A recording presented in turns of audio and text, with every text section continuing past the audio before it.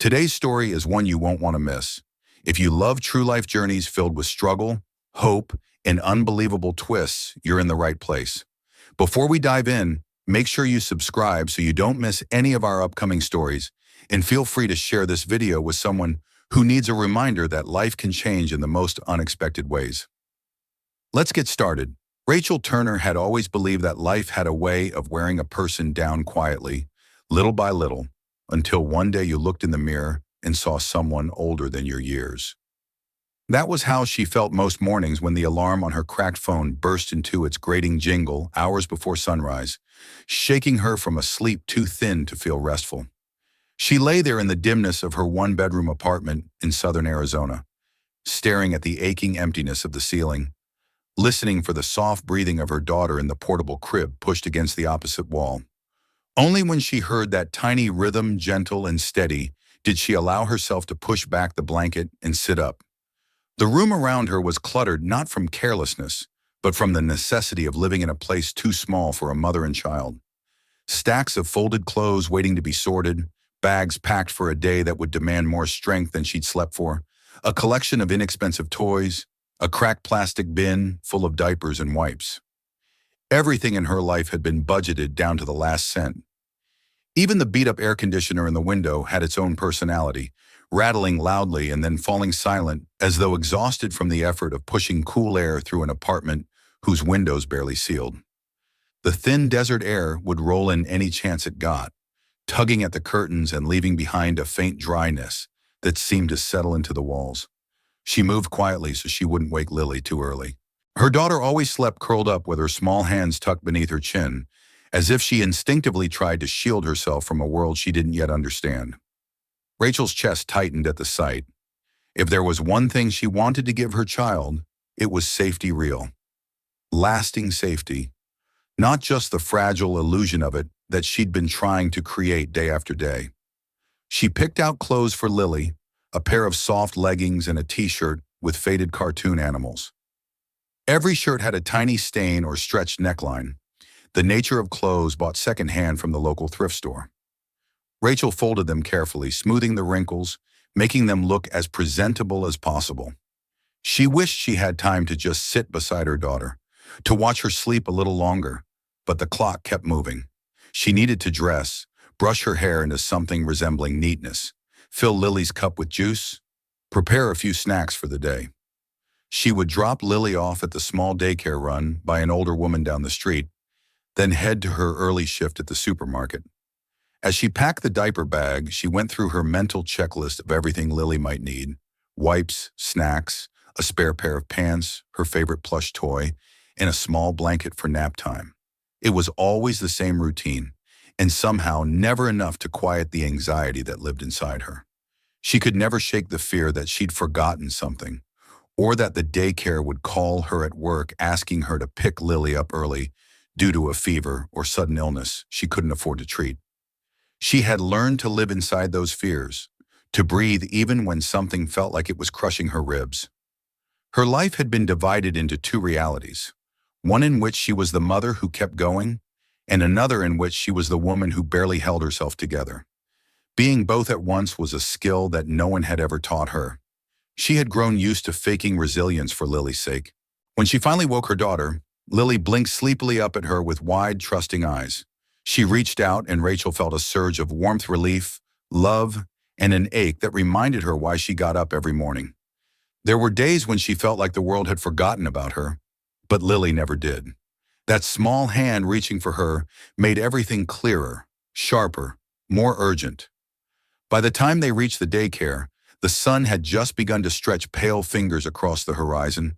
It painted the sky with the pinks and golds of a desert morning, the kind of sunrise people often stop to admire in postcards or calendars. But Rachel rarely had time to appreciate beauty for beauty's sake.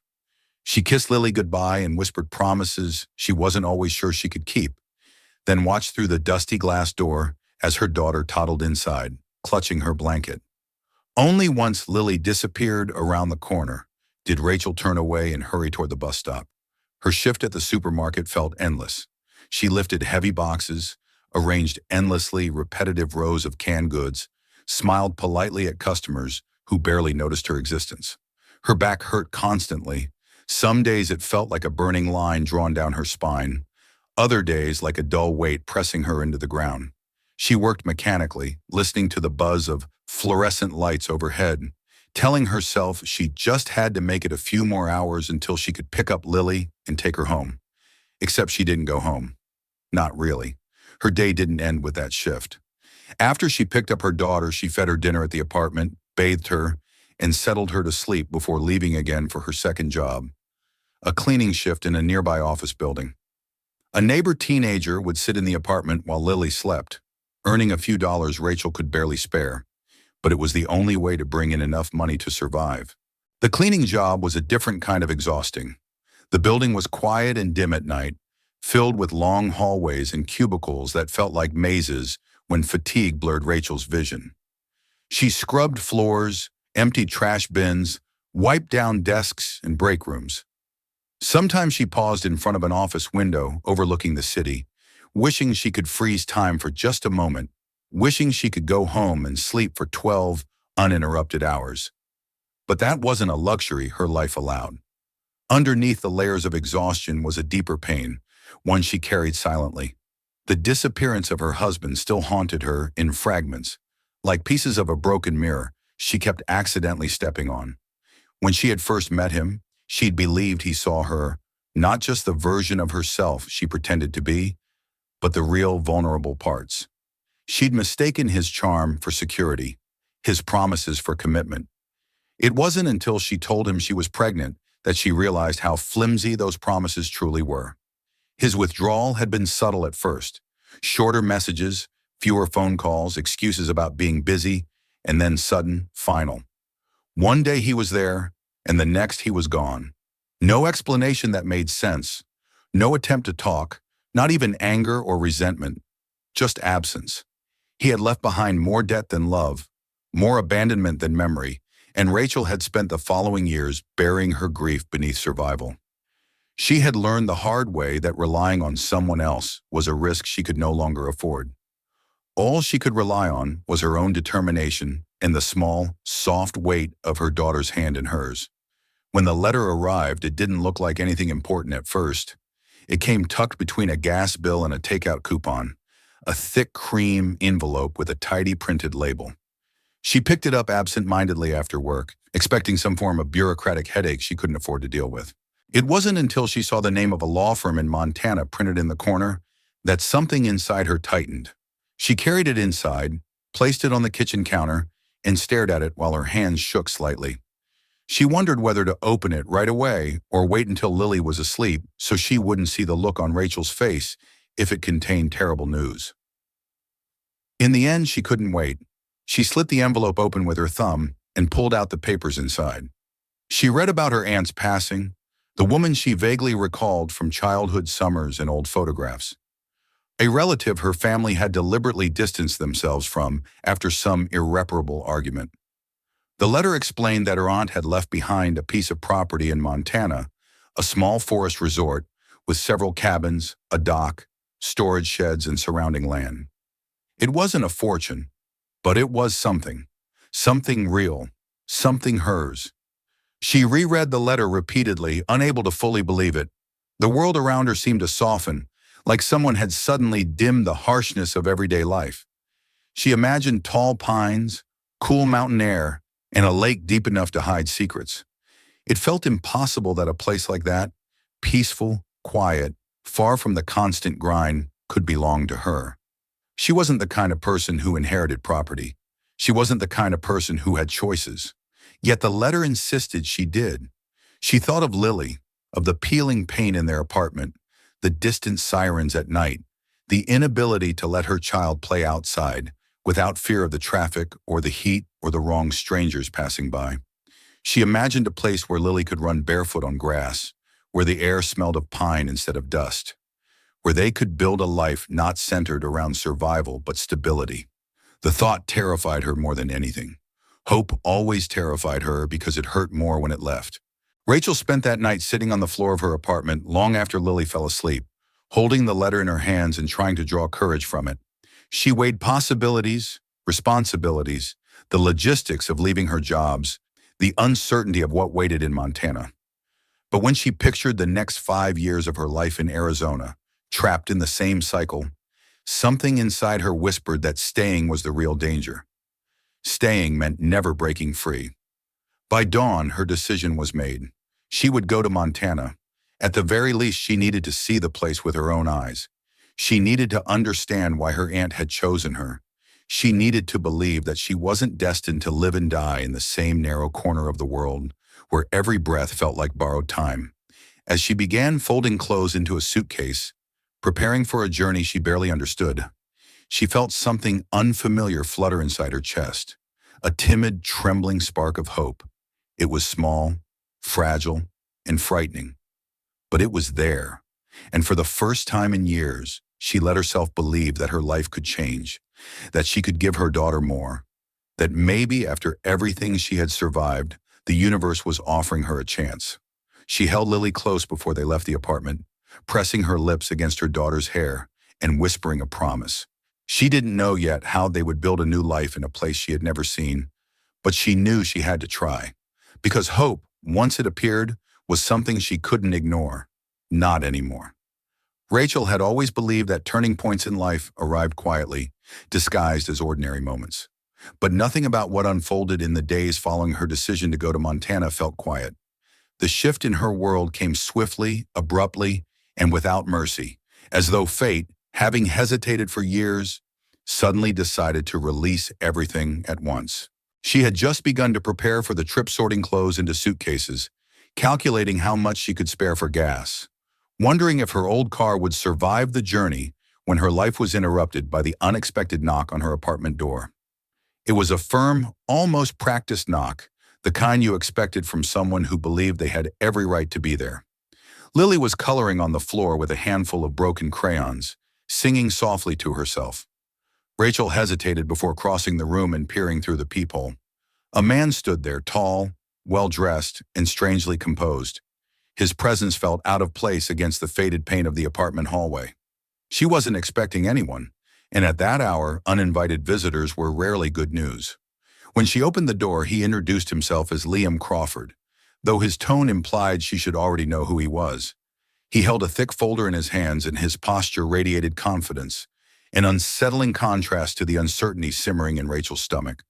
The words he delivered were ones she would replay in her mind for weeks afterward. He claimed he was the biological son of her late aunt, a child conceived in a past no one in the family had known about, a man with what he called legitimate rights to the Montana property.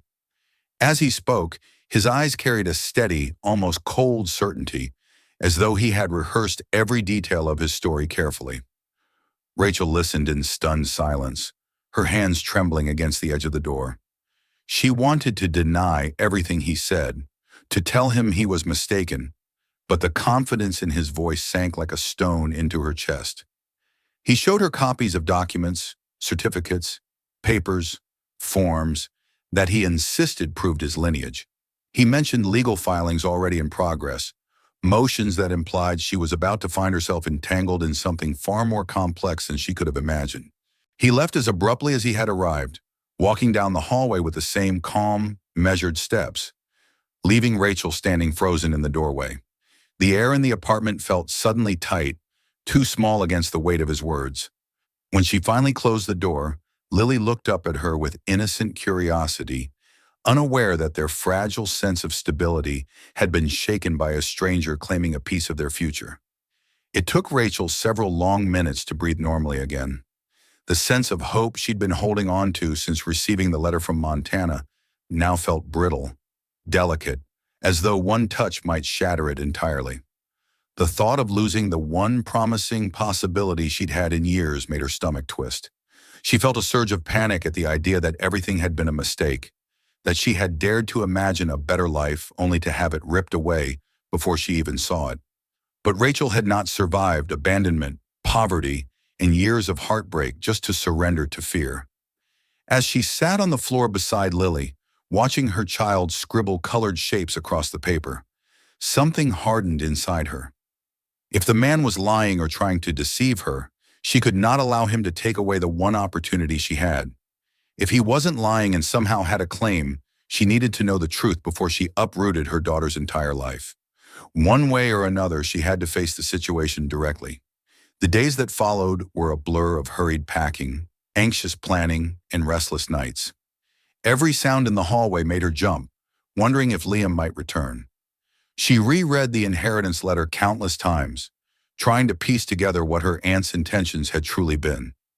Doubt gnawed at her, a relentless whisper urging her to stay in the familiar misery she understood. But she refused to give up the possibility of something better. When she finally loaded the last bag into her weathered car, she glanced back at the apartment that had housed her through some of her darkest years. She thought she would feel relief, but instead there was a hollow ache fear of the unknown stretching out before her like an endless road. Lily, strapped into her car seat, clapped her hands as if sensing the beginning of something new. That small gesture steadied Rachel's resolve more than any internal persuasion ever could. The journey north felt longer than it appeared on any map. She traveled through empty desert highways, passing long stretches of land where the horizon blurred into shimmering waves of heat. She stopped at gas stations where the fluorescent lights buzzed faintly overhead, feeding Lily simple meals in the back seat and letting her stretch her legs in parking lots that smelled of sun-baked asphalt. At night, Rachel parked in cheap motels, some barely cleaner than the car they had arrived in. She locked the door, pushed the dresser against it for good measure, and curled up beside her daughter, praying quietly that the move would be worth all of this. As they continued north, the landscape slowly shifted. The harsh yellows and browns of the desert softened into rolling hills, then deepened into richer greens. The air grew cooler, crisper. It carried the scent of pine and damp earth, a scent Rachel had forgotten she once loved. Lily pressed her face to the window in pure wonder as forests replaced dusty plains, the sky stretching wide above them like a canvas painted in new colors each hour. By the time they reached the first Montana town near the base of the mountains, Rachel felt an entire lifetime had passed during the journey. The town was small and quiet, with streets lined by family-owned shops and diners that looked unchanged for decades. It was nothing like the endlessly busy, sun-blasted Arizona neighborhood they had left behind. She checked into a modest motel with creaking floors and a window overlooking a gravel driveway. It wasn't much, but it felt safer than she had expected. The next morning, she drove toward the property her aunt had left her. The road leading there was narrow and winding, bordered by dense forest bursting with life. Sunlight filtered through the trees in trembling beams, casting shifting shadows across the path. Rachel gripped the steering wheel tightly, her heart pounding with anticipation. She kept wondering what she would find at the end of the road. She imagined her aunt walking these same trails, tending to the cabins, greeting guests with a quiet smile. She wondered what kind of woman had thought to leave such a place to a niece she had barely known in adulthood. The property itself appeared almost suddenly, like something revealed after years of waiting. The wooden cabins stood in a semicircle near the tree line, their roofs weathered but still strong. The dock stretched out over a calm lake, its surface shimmering under the morning light. A few sheds and storage buildings were scattered across the clearing, their paint peeling in places but structurally intact. There was beauty there, an aged, worn beauty that felt deeply rooted in the land. But signs of intrusion were unmistakable. Fresh tire tracks cut across the earth. Several cabin doors bore new locks, shiny and out of place. A few windows stood cracked or open slightly, suggesting recent activity. One storage shed had its door pried open, its interior ransacked. Rachel walked slowly across the clearing, feeling as though she had stepped into a story already in progress, one she didn't fully understand. Fear mingled with anger inside her. She imagined Liam walking these grounds with entitlement, imagining himself as the new owner. She pictured him digging through her aunt's belongings, taking whatever he pleased. The thought turned her stomach. She wasn't sure what his intentions were beyond the claim he had shown her, but everything in her instinct warned her that this man had not come here seeking rightful inheritance. He had come for something else. Rachel knew she needed information, guidance, someone who understood this place better than she did. So she drove into the town and entered a small diner with a hand-painted sign and a bell that chimed softly when she pushed the door open.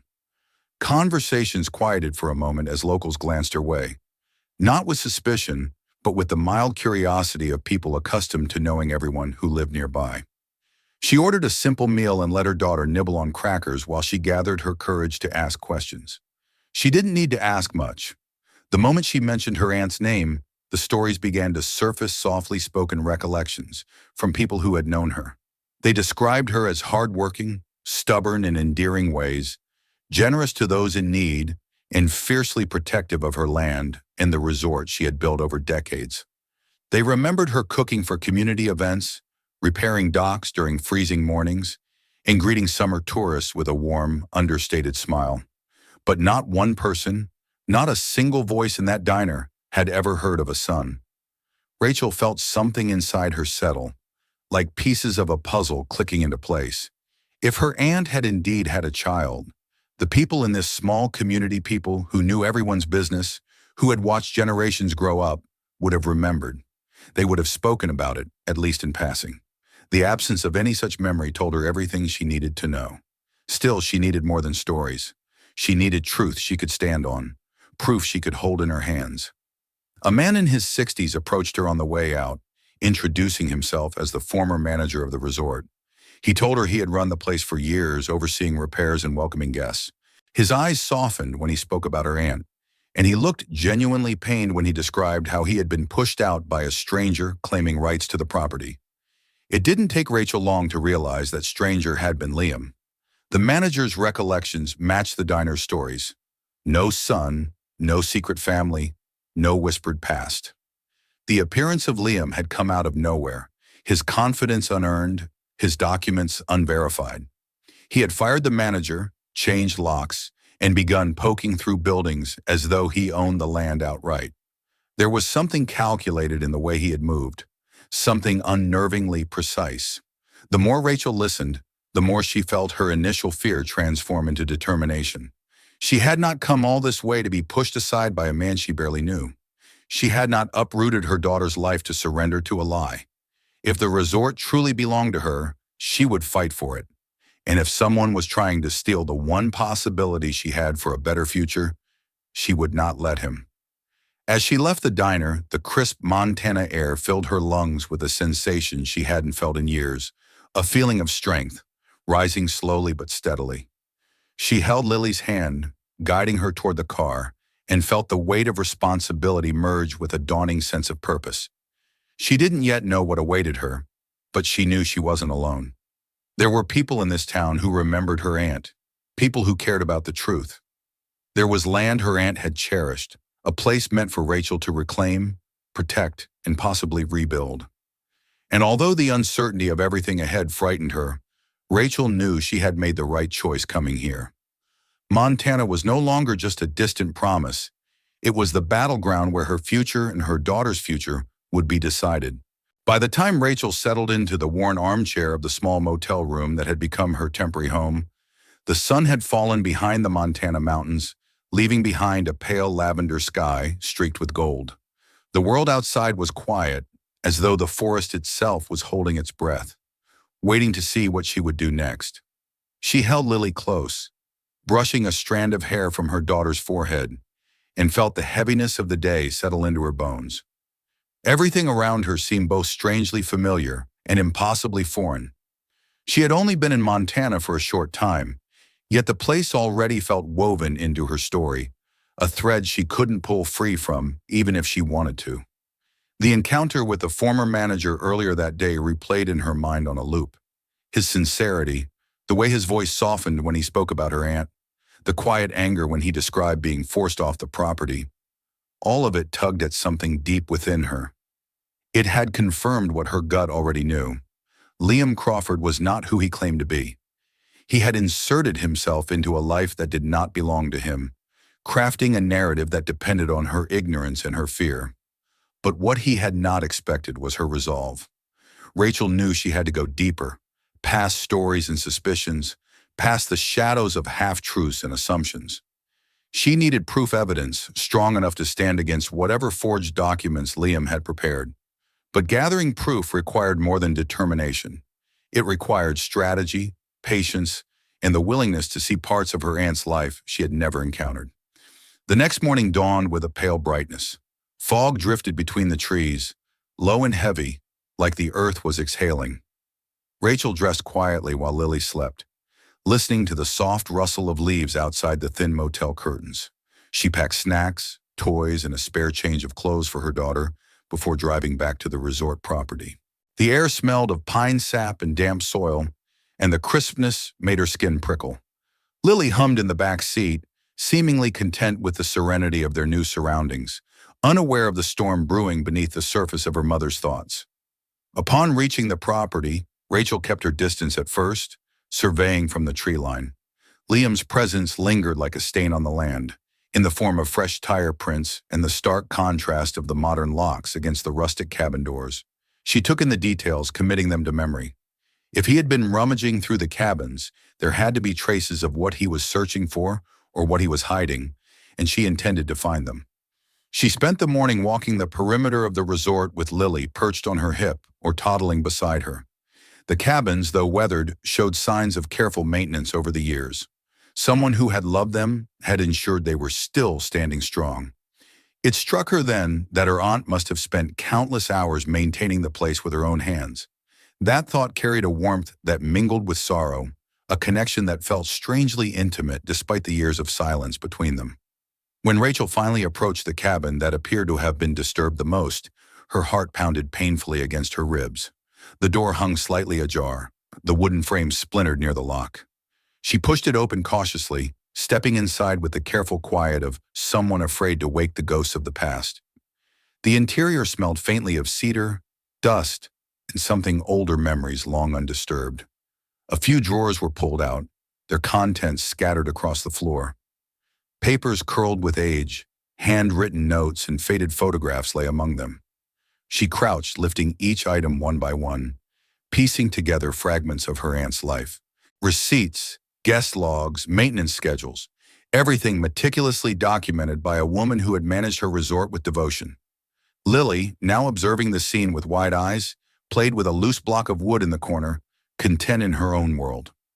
Rachel sifted through the documents, noting dates and handwriting styles, looking for anything that contradicted what Liam had shown her. It was not until she reached the bottom of a toppled file box that she uncovered something unusual. Beneath folders detailing seasonal expenses and repair records lay a stack of documents that seemed hastily dropped, as if someone had been interrupted mid-search. She pulled them out and found drafts of various forms templates for birth certificates, identification cards, and notarized letters, all seemingly printed from online sources. Her breath caught. Some pages bore faint pencil marks where names and dates had been changed, as if someone had been practicing how to mimic official records. Her fingers trembled as she turned the pages. There were scribbled notes in the margins, rough sketches of signatures, comparisons of handwriting styles. It felt like she was holding a glimpse into someone's deceit blueprint of how a person could build a false identity piece by piece. A chill crawled up her spine as she realized that Liam must have used documents just like these to craft his claim. This was no coincidence. This was premeditated fraud. Yet the discovery wasn't complete. Rachel continued to sift through the papers until one particular sheet stopped her cold. It was a printed email chain, incomplete, but enough to reveal communication between Liam and someone else. Someone advising him on how to present his story, what details to emphasize, and how to pressure local authorities into recognizing his claim quickly. The words were blunt and clinical, referring to the optimal timing of approaching the property after the aunt's passing and emphasizing the need to secure access before competition emerged. Rachel felt numb. She held in her hands the evidence that Liam had never been connected to her aunt. He was not family. He was an opportunist who preyed on vulnerable estates, but suspicions were still not enough. She needed allies who could help her navigate the legal complexities ahead. A single mother standing alone against a man who was clearly practiced in deception would be at a severe disadvantage. So she returned to the town, Lily dozing in her car seat, and sought out the former manager again.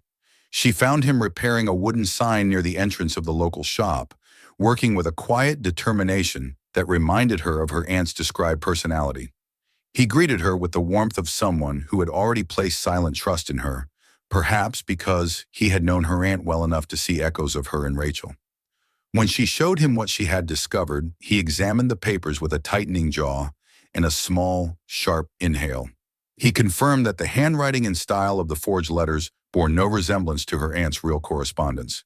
He also recognized some of the dates referenced, pointing out that her aunt had been hospitalized during the time some letters were supposedly written, making them impossible to be genuine. The manager suggested she meet with a local attorney, someone who had handled a number of property disputes in the region. Rachel hesitated. Legal help meant money she barely had. But the outlook of fighting this alone was far more terrifying. She agreed to speak with the attorney, hoping he could offer guidance or at least confirm what her heart already knew, that the property belonged to her and that Liam's claim was built on lies. The attorney was a man in his early 50s with a modest office filled with rolling file cabinets and framed diplomas, slightly crooked on the walls. His demeanor was calm, patient, and surprisingly empathetic. Rachel recounted everything from the moment she received the inheritance letter to her discovery of the forged documents. The attorney listened intently, interrupting only to ask clarifying questions that revealed his depth of understanding. When she showed him the stack of papers from the cabin, he took his time reviewing them, nodding occasionally with a grim kind of recognition. He explained to her that cases like this, though uncommon, were not unheard of. Property left by individuals with sparse familial ties often attracted opportunists who relied on bureaucracy and confusion to stake false claims. What mattered most in her case, he said, was proving the authenticity of her aunt's will and showing clear evidence of fraudulent intent. The documents she had found were a significant step toward doing that, but they would need to be examined by professionals who could testify to their irregularities. The attorney advised her to file an official complaint with the county court and request that the judge halt any proceedings initiated by Liam until the matter could be fully investigated. It was a daunting process, filled with potential setbacks, but it was a path forward. More importantly, he confirmed that she had every right to fight for the inheritance. Her aunt's will, combined with the manager's statements and the forged papers, formed a compelling argument. The next few days became a blur of activity. Rachel spent hours gathering every scrap of documentation she had found at the resort, sorting them into labeled folders under the attorney's guidance. She spoke with townspeople who had known her aunt, collecting stories, details, and recollections that underscored the impossibility of a secret son. Witnesses agreed to provide written statements or appear in court if necessary. The community, seeing her determination and recognizing the loyalty she embodied, so reminiscent of her aunt, began to rally behind her. Even those who had only met her briefly offered support in small ways, whether through childcare help or simple encouragement. Rachel felt a long-forgotten sense of belonging slowly taking root. For the first time in years, she didn't feel entirely alone. Each person she met, each document she added to her growing stack of evidence, strengthened her resolve. She was fighting not only for herself and Lily, but for the legacy her aunt had entrusted to her. She could not allow someone like Liam to destroy that. Finally, after nearly a week of preparation, she and her attorney filed the complaint in the county court. The judge granted an immediate review of the forged documents, suspending any claims Liam had submitted. That same evening, Rachel learned that Liam had fled the property abruptly several days earlier. Rumors spread through town that he had been involved in similar schemes across multiple states, using forged identities to seize unattended estates. Local law enforcement, having been alerted to these allegations, opened an investigation. The news did not surprise Rachel as much as it should have. The pieces fit too neatly: the practiced confidence, the precise timing of his appearance, the forged documents in the cabin. She felt a bittersweet blend of relief and lingering fear. While it seemed increasingly likely she would win the legal battle, she still worried about what other tricks he might have up his sleeve. Fraudsters rarely conceded easily, but her worries were put to rest when, just days after her complaint, Liam was arrested in a neighboring county. His involvement in several estate fraud cases had finally caught up to him. His file of forged documents, found in the cabin, had been matched to evidence in other investigations. He would not be returning to the resort, not as a threat, not as a claimant, not as anything. Rachel received the news early in the morning while sitting in the motel dining room, sipping lukewarm coffee while Lily nibbled on a piece of toast. When the attorney called her, she felt her entire body go still. She didn't cheer or gasp or cry. She simply closed her eyes and inhaled deeply, letting the weight of the past weeks melt into something she had not felt in a very long time: safety. The legal system moved more swiftly after that. The court requested an official hearing to finalize the dispute, but the outcome had already shifted heavily in her favor. She had done everything she could. Now the final decision rested with the judge. As she prepared for the hearing, Rachel found herself spending more time on the property, walking the trails with Lily and learning every corner of the land. Each path she traced felt like a step toward reclaiming something more than inheritance. It felt like she was stepping into the life she had always wanted, but never dared to imagine she could have. The resort, though aged and in need of care, held a promise of renewal, of stability, of roots she could finally plant for her daughter. And though her fight was not completely over, she felt stronger with each passing day. She had confronted deceit with honesty, fear with persistence, loneliness with community. She had stood her ground against someone who believed she would break easily, and she hadn't. She had uncovered the truth, gathered allies, and held on to the one thing that had guided her from the beginning: the desire to build a safer, better life for Lily. Whatever the court decided next, she knew one thing with certainty. She had already proven to herself that she was capable of facing whatever storm came. She had fought for her future, and she would continue fighting, not just because the land was hers, but because for the first time in years, she understood that she deserved it. The morning of the court hearing arrived with a stillness that seemed to swallow the entire valley. Even the air felt heavier, as if the mountains themselves were waiting to see what would become of the land they had watched over for generations. Rachel woke before dawn in the modest motel room she and Lily had called home for the past several weeks. Sleep had barely brushed her that night, slipping through her grasp each time she closed her eyes. Her mind had replayed the same loop again and again: the drive to the courthouse, the judge reading through the documents, the quiet murmur of lawyers exchanging words she wouldn't fully understand, and finally the moment when the judge either declared her the rightful owner of the resort or shattered the fragile hope she had built since coming to Montana. She sat up slowly, careful not to wake Lily, who slept curled up with her blanket at the edge of the bed. The room was dim, lit only by the faint outline of early morning light pressing against the curtains. Rachel took a long breath, then another, as though trying to steady herself for a moment that felt far larger than anything she had faced before. Somehow, the fear that had followed her throughout this journey was quieter this morning. Not gone. She doubted it would ever leave entirely, but softened, worn down by the days and nights she had spent fighting, learning, and choosing to believe that she could build something better. By the time she finished dressing, Lily had begun to stir. Rachel lifted her gently, pressing her daughter's small body close, as she whispered reassurances that she hoped sounded steadier than she felt. The drive to the courthouse was silent except for the soft hum of the car engine and the occasional murmur from Lily, who watched the passing scenery with sleepy eyes. The town they drove through looked peaceful at this early hour, with shop windows dark and streets empty. The mountains rose like guardians behind it, their peaks catching the first strands of sunlight. When they reached the courthouse, Rachel felt her pulse quicken again. It was a modest brick building, not imposing in size, but weighted with an air of authority that made her feel suddenly small. Her attorney was already waiting by the entrance, holding a briefcase filled with the documents they had spent days organizing and annotating. He greeted her with a reassuring nod and a small smile that did more to steady her nerves than anything else could have. He had walked her through every possible outcome, every contingency. But what struck Rachel most was the unwavering belief in his voice each time he said that the facts were on her side. As they stepped into the courthouse, Rachel kept Lily close, the toddler's tiny hand gripping her fingers tightly. The air inside was cool and smelled faintly of paper and polished floors. The hallways were quiet, save for the echo of their footsteps. When they entered the courtroom, Rachel's legs trembled beneath her, though she forced herself to move with purpose.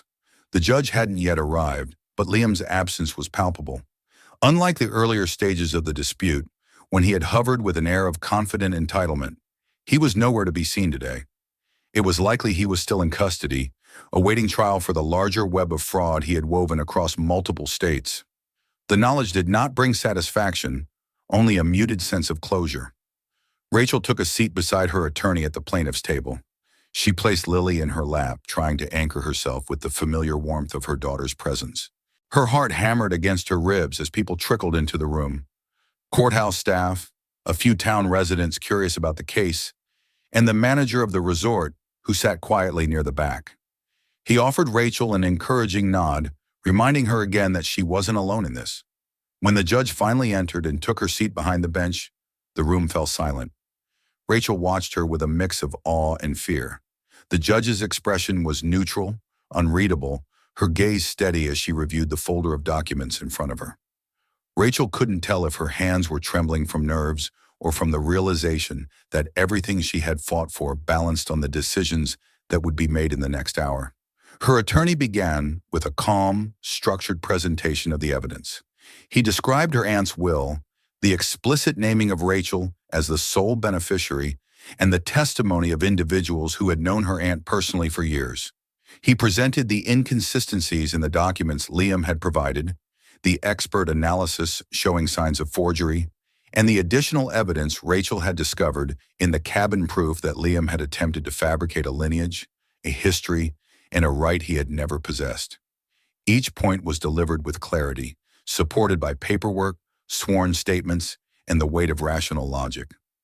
Rachel sat silently, absorbing every word as if it were a lifeline. Her eyes drifted occasionally to the judge, trying to decipher her reactions, but the judge remained inscrutable. Lily shifted in her lap, humming softly to herself, a reminder that no matter the outcome, Rachel would continue fighting for her daughter's well-being. Her attorney continued speaking, his tone firm but respectful, until he finally concluded with a simple declaration. The will was valid, the property rightfully belonged to Rachel Turner, and the false claims should be dismissed in their entirety. The judge asked a few questions, her voice measured and precise. Rachel responded to each one carefully, guided by her attorney's gentle cues. She explained her first visit to the resort, the state she had found it in, and her discovery of Liam's materials. She referenced the community members who had known her aunt well, none of whom recalled any mention of a son. Though her voice wavered at times, she kept speaking, drawing strength from the knowledge that every word she offered was the truth. When the judge finally said she would review all materials before making her final decision, Rachel's heart sank slightly. She had hoped for an immediate verdict, a swift ending to the months of uncertainty, but she reminded herself that the deliberation was necessary, that its very existence meant the judge was taking the matter seriously. Even so, the wait was agonizing. She gathered Lily in her arms as the courtroom began to empty, stepping outside into the cold morning air with a sense of suspended breath. The town moved around her with its usual rhythm cars passing, people heading to work, the faint scent of coffee drifting from the diner down the street. It was surreal to think that her entire life had just been weighed, examined, and momentarily paused while the world carried on without a hitch. Her attorney suggested she go somewhere quiet to rest while they waited for the ruling, promising to call her the moment he received word. Rachel returned to the motel, her legs moving on instinct rather than conscious thought. The wait that followed stretched endlessly, though the clock insisted it was only a few hours. Rachel sat on the bed with Lily, trying to distract herself by folding and refolding the few clothes they had brought with them, organizing the toys, checking and rechecking her phone for missed calls. Each minute felt like an eternity. She replayed the courtroom scene repeatedly, searching for signs that she had done something wrong, that she had forgotten a detail or misspoken. Fear crept in through the cracks of her confidence, whispering doubts she couldn't ignore. But then she would look at Lily's soft face, so trusting and unaware, and remind herself that she had done everything possible. She had done all she could to protect their future. When her phone finally buzzed, Rachel's breath caught sharply in her throat. Her hands shook as she lifted it, the attorney's number glowing on the screen. She answered with a trembling, "Hello," barely able to keep her voice steady. The attorney's tone was gentle, warm, and something else, relief. He told her the judge had made the decision. The court had ruled in her favor. She was the rightful owner of the resort. The forged claims had been dismissed, and Liam's fraudulent documents had been formally invalidated. Rachel felt her knees weaken. Tears blurred her vision as she clutched the phone tightly in one hand and Lily in the other. She couldn't even find the words to respond, overwhelmed by the tidal wave of emotion that crashed into her. For so long she had been braced for disappointment, expecting the worst, prepared for another door to close in her face. But instead she had been given something she had barely dared to believe she could have: justice. After ending the call, she sank onto the bed and held Lily tightly, letting the tears come freely. They were not tears of fear or grief, but of release, of gratitude, joy, and the profound relief of knowing that she no longer had to fight for something that had always been meant for her. When she finally gathered herself, she felt lighter than she had in years, as though the world had grown just a bit more generous. The days that followed were filled with new beginnings. Rachel took Lily to the resort again, this time stepping onto the land with the confidence of a rightful owner. The cabins, though worn, looked less intimidating now. They felt like blank pages waiting for her to write something new into them.